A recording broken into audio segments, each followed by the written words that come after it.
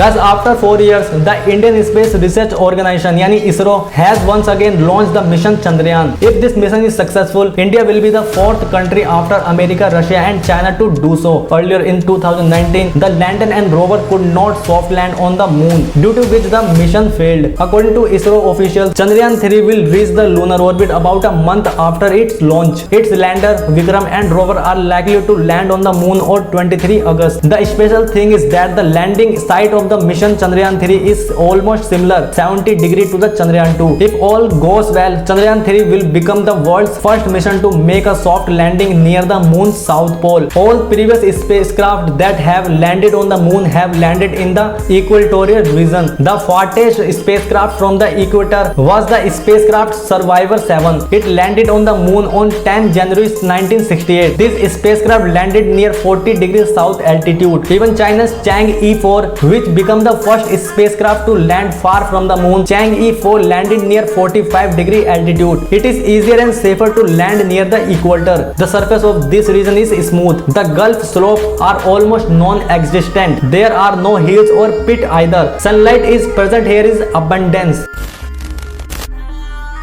The south polar region of the moon is very isolated region and an inaccessible region of the moon. Sunlight does not reach many parts at all. These areas are in complete darkness. Here the temperature can go below 230 degrees Celsius. The lack of sunlight and extremely low temperatures make it difficult to operate the equipment. Apart from this, there are large pits everywhere, which are spread from a few centimeters in the size to several thousand of the kilometers. Guys, due to the atmosphere here, there is no specific information about the polar region of the moon, or rather this area has remained unexplored. But there is evidence from the several orbiter missions that this region can be very interesting to explore. There are indications of the presence of substantial quantities of ice molecules in deep craters in the region. India's 2008 Chandrayaan 1 mission indicating the presence of the waters on the moon's surface with the help of the two of its instruments. Furthermore, the extremely cold temperature here means that any material trapped in this region can remain frozen for a long period of the time without any change. The rocks and soil in the north and south poles of the moon may prove to be very suitable. They may also provide clues about the early solar system.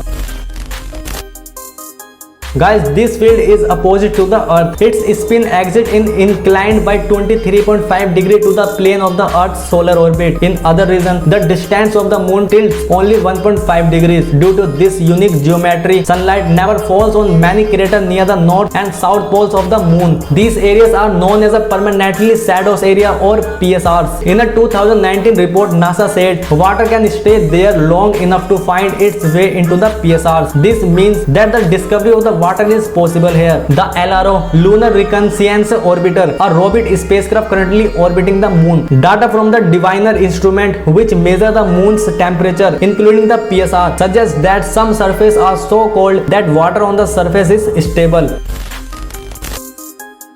The officials have fixed the budget for this mission. 75 crore will be spent on the scientists of this project. ISRO chairman K. Sivan has officially announced the final cost of the entire mission to be rupees 615 crore. A major part of the investment is for the Chandrayaan 3 model. This model will carry a rover and lander on the lunar surface. Scientists have given their 100% in the construction of Chandrayaan 3. Scientists are trying not to repeat the previous accident. This time, everyone is very confident about this mission. India's mission to the moon began in 1999 following a proposal made at the meeting of the Indian Academy of Sciences. A year later, in the year 2000, it was discussed in the Aeronautical Society of India. In the year 2003, on August 15, Prime Minister Atal Bihari Vajpayee announced the Chandrayaan program. It became India's first deep space mission and India's first mission to the moon. Despite the mission not having a soft landing on the moon, it successfully landing on November 14, 2008 at 8:35 p.m. Chandrayaan 1 spacecraft completed 312 days in orbit and made more than 3,400 revolutions around the moon. Its total cost was 386 crore. It was expected that the life of this mission would be 2 years. Chandrayaan 1 played an important role in the discovery of water molecules on the moon. Lunar orbit insertion took place on 8 November 2008 at 5:05 p.m. and contact was lost on 29 August 2009. Guys, its purpose was to find out mineralogical composition of the lunar surface, the availability of the water ice in the polar region, the helium-3 and radiation effects on the lunar surface. This mission carried NASA's Moon Mineralogy Mapper M3, which helped confirm the discovery of water locked in minerals on the moon.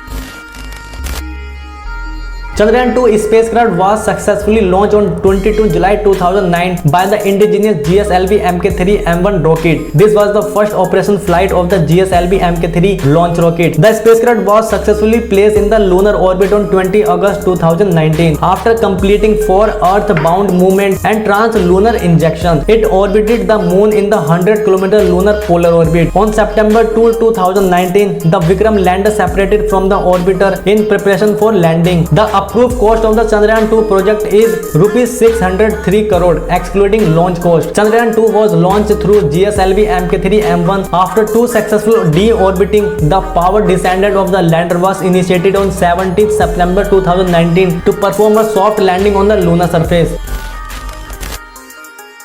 The 3 modules were orbiter, lander Vikram and rover Pragyan. Most of the technology demonstration were successfully completed, including the launch, orbital critical maneuver, lander separation, deboost and rough braking phases. The orbiter is still performing well and all payloads are fully operational. Guys, its purpose was to perform scientific studies through the payload of the orbiter and demonstrate the technique of soft landing and rotation on the lunar surface. After the last 2 Chandrayaan missions, now many changes have been made in Chandrayaan-3. The orbiter is not present in Chandrayaan-3 as the orbiter of Chandrayaan-2 is still functioning properly in the moon's orbit.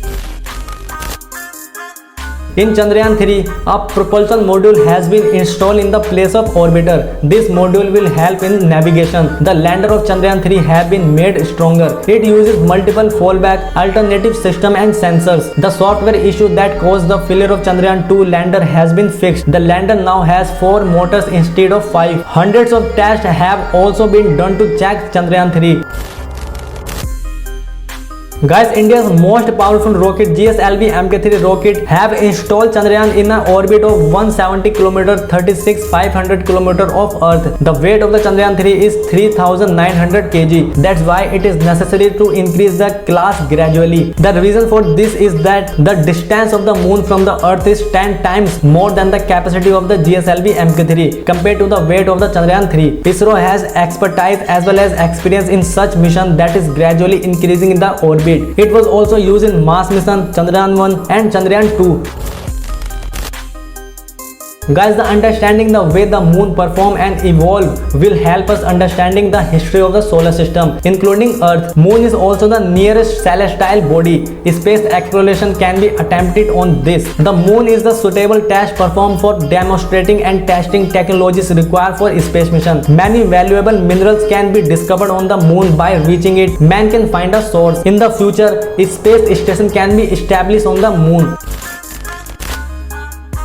Guys, this discovery is necessary for a better understanding of the moon, earth and universe. If this test is successful, then India will get a platform to show its capability to the world. Excellent work can be done in the direction of rocket launch, space technology and skilled manpower. This mission is also necessary to show the world that we are capable of achieving unimaginable heights without any foreign assistance. India will become the 4th country to make a soft landing on the moon.